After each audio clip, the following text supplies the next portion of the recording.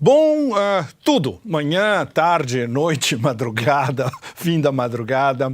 Depois de um loop em uma parte substancial do planeta, a gente estava em Neitostan, estava no Brasil, estava no Golfo Pérsico. O Pepe Café volta para a capital do mundo multipolar.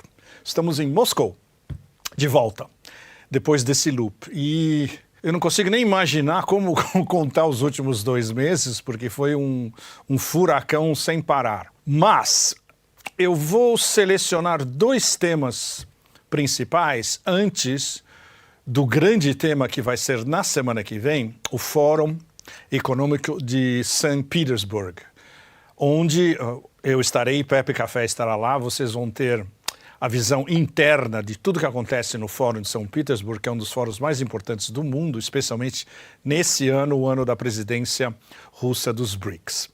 Os últimos dias eu estava em Doha, no Catar, com uma série de reuniões muito importantes num espectro, não só geopolítica ou geoeconomia, mas também arte, arquitetura, mundo da mulher no Islã.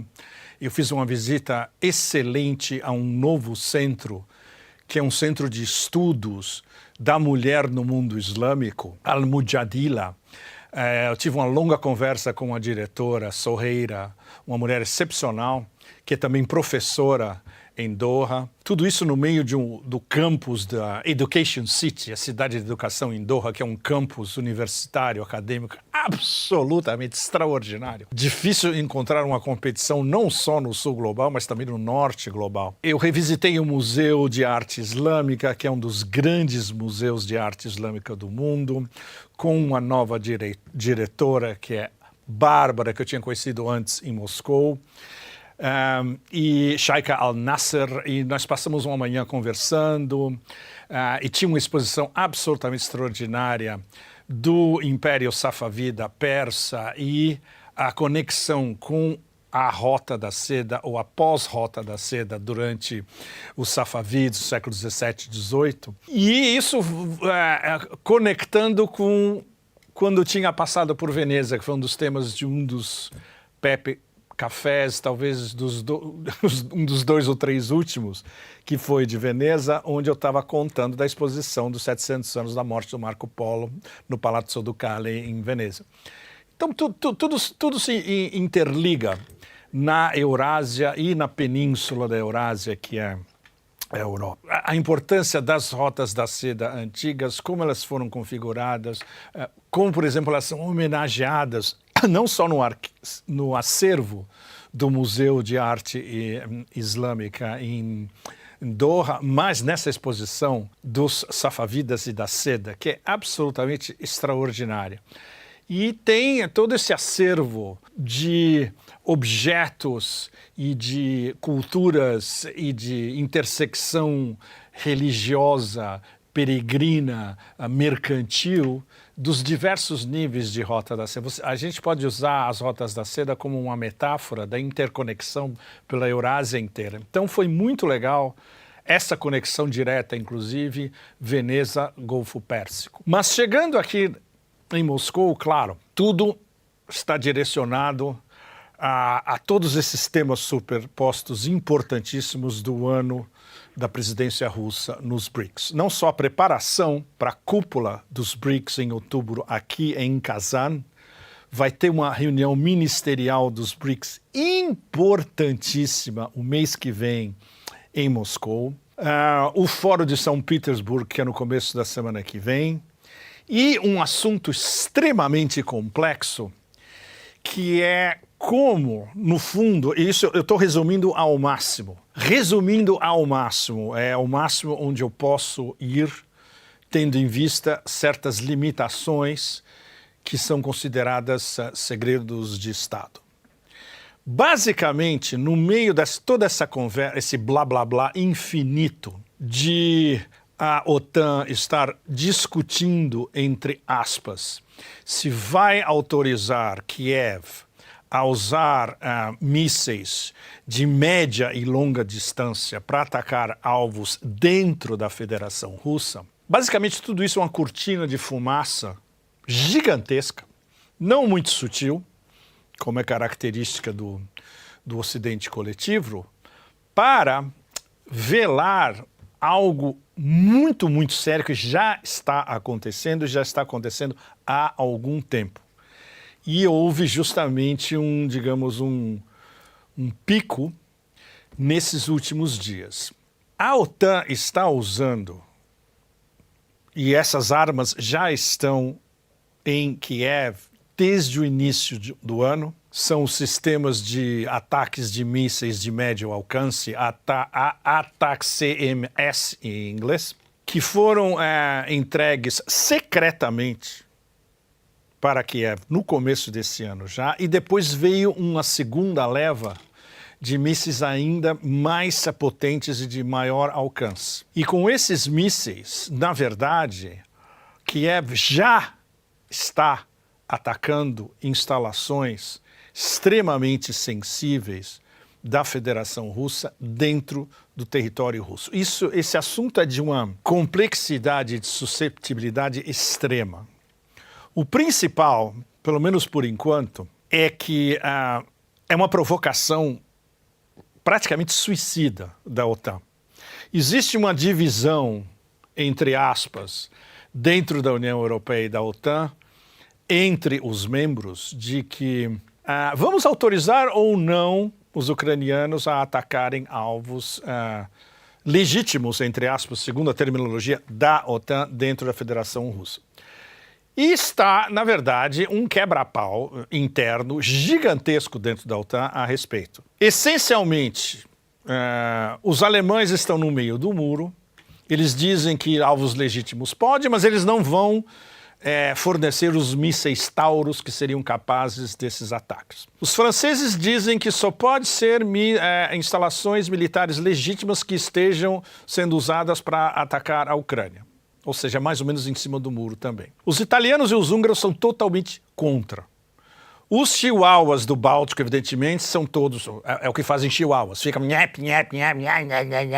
e ataque. São inconsequentes, mas são muito perigosos, porque são cãezinhos raivosos. A Polônia, evidentemente, não oficialmente, mas via um vice-ministro da Defesa, que na verdade não apita muita coisa, nessas últimas horas disse, pode atacar também. A OTAN diz, não, estamos discutindo o que é a encarnação da cortina de fumaça nessa história toda.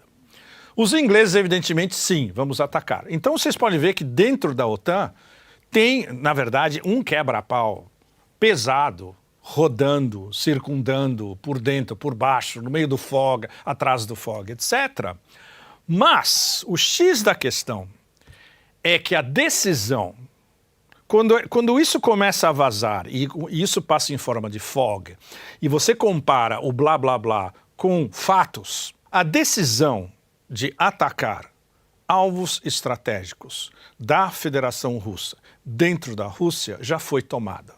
Quando isso acontece é porque a decisão já foi tomada. Quando eles estão discutindo, vamos mandar uma nova leva de mísseis de longo alcance para Kiev, os mísseis já estão aqui. É o exemplo que eu dei para vocês no início. Esses ATACMS, que inclusive ainda está sendo discutido, na verdade, toda essa primeira parte do ano. A primeira leva foi entregue em janeiro e a segunda leva veio 1 mês e meio, 2 meses depois. Eles já estão na Ucrânia. Então, a decisão estratégica da Rússia é extremamente complexa.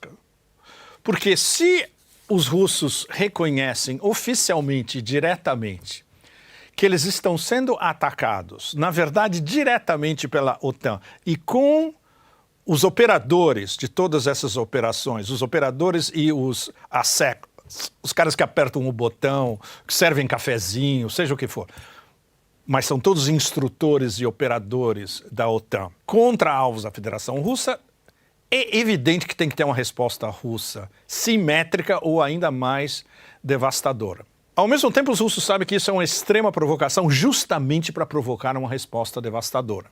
Aí você vê diversos níveis de analistas militares russos, generais da reserva, especialistas militares, elaborando qual seria uma resposta adequada simétrica ou inclusive assimétrica. Por exemplo, uma das soluções mais plausíveis e racionais que os russos poderiam tomar é impedir o voo livre desses aviões espiões da OTAN através do Mar Negro. Isso é algo que a Rússia pode perfeitamente fazer. É racional. Claro, a OTAN vai gritar, queremos uma livre zona de voo no Mar Negro. A Rússia vai falar, não, porque vocês estão usando essa livre zona para nos atacarem. E aí, claro, a gente vai entrar num outro debate demente, clash frontal, evidentemente, e não leva a solução nenhuma. Olha, se houver esses ataques, na verdade, se esses ataques continuarem, porque eles já existem, mas se incrementarem com o envio de uma nova leva de mísseis de médio e longo alcance para a Rússia, isso é o prenúncio de uma guerra total. O presidente Putin, na verdade, explicitamente disse isso no começo da semana. Parece que eles, evidentemente nós sabemos perfeitamente quem são eles, estão interessados em um conflito mundial. Eles dizem que estão dispostos a negociar com a Rússia, mas até agora a gente não vê nenhum sinal de que eles estão dispostos a negociar. Esses são os fatos. Não há nenhum sinal vindo da administração do cadáver da Casa Branca ou da OTAN de que eles querem negociar, seja o que for, com a Rússia. A única coisa que eles veem em desespero absoluto é o esfrangalhamento absoluto do front da Ucrânia através do front inteiro. 1000 quilômetros. Ou seja, a famosa derrota cósmica e humilhante da OTAN, que é um tema que vários de nós, eu inclusive, temos tocado praticamente toda a semana há meses, é cada vez mais inevitável e eles estão em desespero. E o reflexo palpável na frente de todo mundo desse desespero é subir a aposta cada vez mais, achando que não vai haver uma resposta russa. Ou seja, eles interpretam a paciência, digamos, de monge taoísta de Putin e do Conselho de Segurança em não responder a essas provocações simétrica ou assimetricamente como um sinal de fraqueza.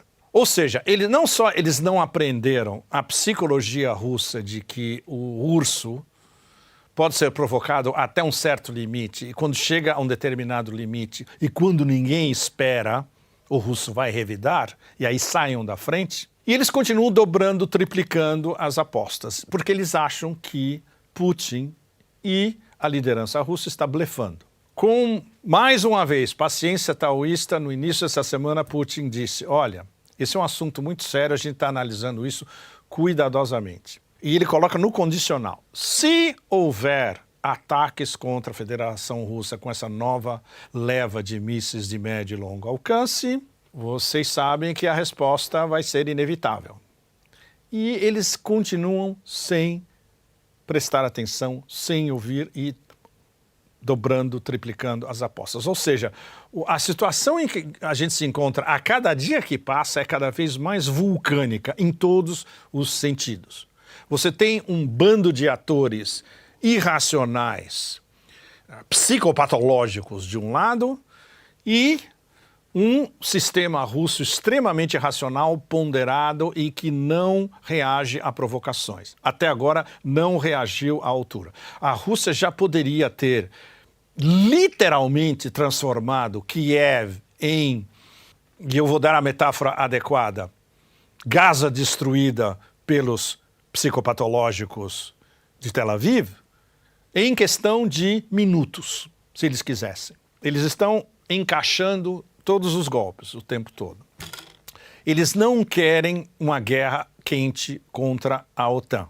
Eles sabem que responder à provocação simetricamente ou talvez até assimetricamente é o pretexto que a OTAN vai usar para uma guerra quente, total, que eles sabem que vão perder, os que têm ainda cérebro em Bruxelas ou em Washington. É um círculo restrito, mas ainda tem quem tenha cérebro no eixo Washington-Bruxelas. O dilema de Putin e do Conselho de Segurança no momento é extremamente sério, não poderia ser mais sério.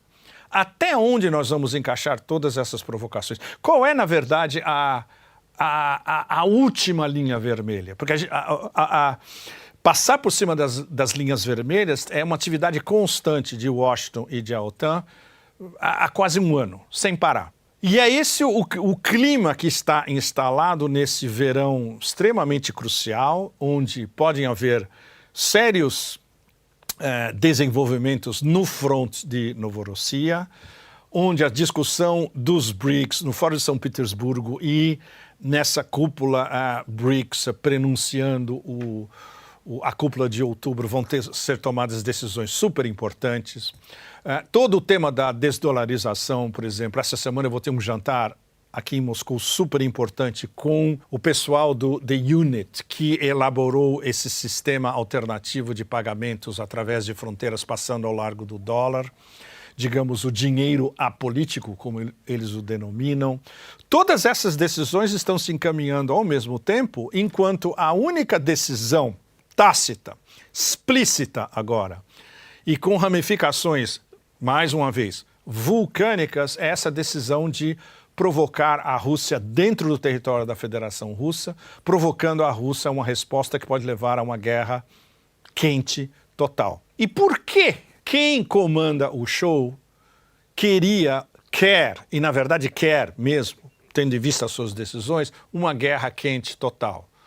O que Putin classificou como conflito global, porque é um conflito que vai, evidentemente, se desenvolver basicamente no hemisfério norte, basicamente dentro da Europa, e a Europa, mais uma vez, vai pagar, na prática, o preço de uma guerra que o Império Americano quer. E aí, completando essa nossa conversa extremamente séria, quem comanda o show, ou seja, as verdadeiras elites que são transatlânticas, são atlanticistas e comandam o poder real, o sistema financeiro, controlam 90% da mídia ou mais e influenciam a opinião pública no Ocidente inteiro, ainda que cada vez menos no Sul global. Considerando que os Estados Unidos estão se endividando a um ponto onde nunca vão conseguir pagar essa dívida e o colapso financeiro do império é absolutamente inevitável, é uma questão de meses ou de anos no máximo, a guerra total seria o Great Reset para valer.